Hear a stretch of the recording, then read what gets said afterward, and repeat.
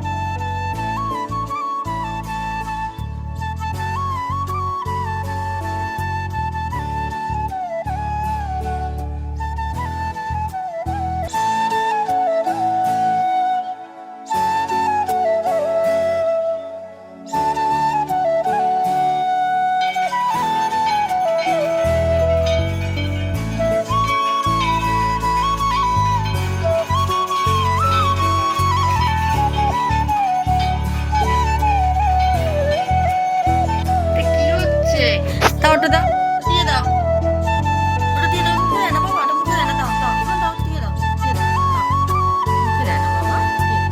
Good বেটা, good good বেটা। মাম্মা ওটা দাও তো, ওটা দাও তো। আহা, ওটা মুখে দিচ্ছে, দেখেছো? দুষ্টু দুষ্টু।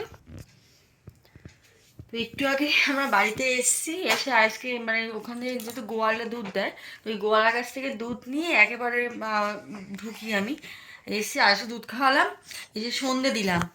মা কি হল বাবা, কি হয়েছে বাবা, কি হয়েছে মামা? কথা বলছি আমি। তো সন্ধ্যে দিলাম, দিয়ে এসে তারপর আবার খাওয়ানো হয়ে গেছে। ওকে একটু ঘোরাতে নিয়ে গেছিলাম, তো ঘুরিয়ে এলাম। মনটাও না ভালো থাকে। আর কদিন ধরে ঘরে রেখেছিলাম, আমার মনটা কিন্তু একদম ভালো ছিল না। তো খুব ঘ্যান ঘ্যান করতো, রাতে কাঁদতো। হাতে দাও, ওটা আমার হাতে দিয়ে দাও, আমার হাতে দাও, আমার হাতে দাও, আমার হাতে দাও।